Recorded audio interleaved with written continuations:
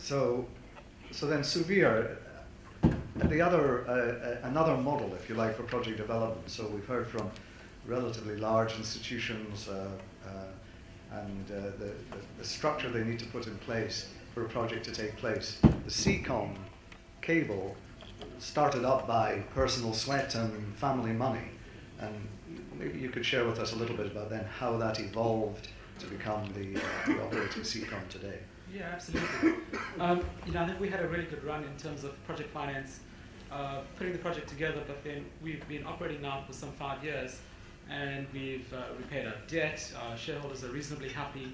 We've been chucking up dividends and so forth. So, you know, 5 years on, we can look back and say, all right, it was a reasonably good run.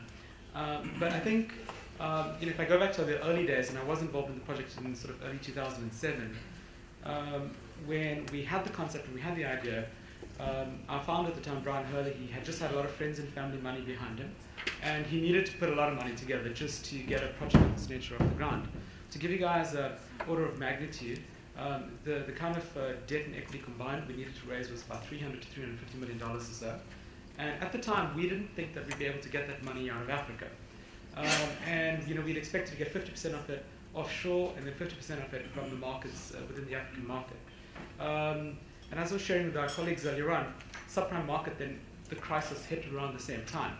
And of course, foreign interest in the project just withdrew completely, but very quickly replaced by African debt, African equity interests. And that was a very pleasant surprise for us. The way that the project was then structured was, in order to get the debt and the equity commitments, and they tend to think about things very similarly in terms of the guarantees that needed to come in, it's a multinational project. It touched South Africa, Mozambique, Kenya, Tanzania, up to India, into France, across Egypt. A lot of political risk, a lot of issues that needed to be managed both from a tax and finance perspective. So at the most basic level, we really need to get telecoms licenses or telecoms partners in each one of these countries. In order for the project to build the factory, so to speak, to build the cable system, we needed to survey the seabed. That would have taken us 6 months, which we would have lost in time. The project developer put in some of their friends and family money into getting the survey done.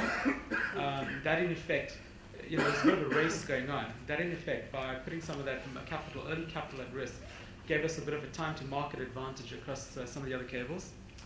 Of course, the other big surprise, frankly, was the legal fees.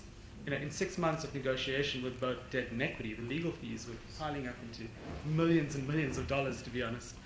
But eventually we got there. You know, we had a library of some 300, 400 documents, the kind of documents that most of you in this room are familiar with.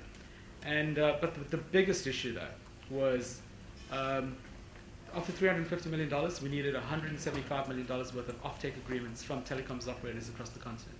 And we were lucky enough to have pulled that together within the 6 months that we had. And with all of that package in place, I suppose we were good to go. A question that I was asked to address was, how did the structure come together in terms of the project developer versus the traditional equity? And of course, the bank, so to speak, was just a debt provider, project finance debt provider, so they were out of the equity discussion. And the way that our shareholders came to a settlement was, our shareholders felt that the developer was entitled to, let's say, 25% of the business, provided they got what they wanted out of it. So there was a calculation in terms of an IRR objective within a 5-year period that was agreed. And however, the developer himself had put about $10 million at risk at that point in time. And then, of course, what if the IRR was not achieved? And then they agreed that the developer would get a smaller percentage of the company if the IRR was not achieved. So that was written into the shareholders agreement. It was tracked annually. I think it kind of all worked out at the end, you know. So we've now got a business we've restructured the debt. We've got rid of the project finance quite quickly. We've just got traditional corporate finance in place that funds our working capital requirements, some of our growth requirements. We very quickly diversified the business. We're no longer just a wholesale cable system in Southeast Africa.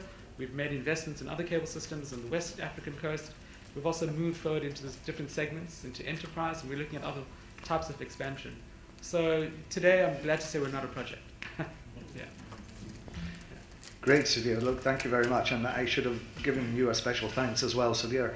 until about 45 minutes ago, wasn't actually aware he was on the panel, but fortunately he had his best pair of jeans on today, and so he was able to join us. So I appreciate it very much. Sure. Doing business in Africa, you can't afford to be without Africa Investor.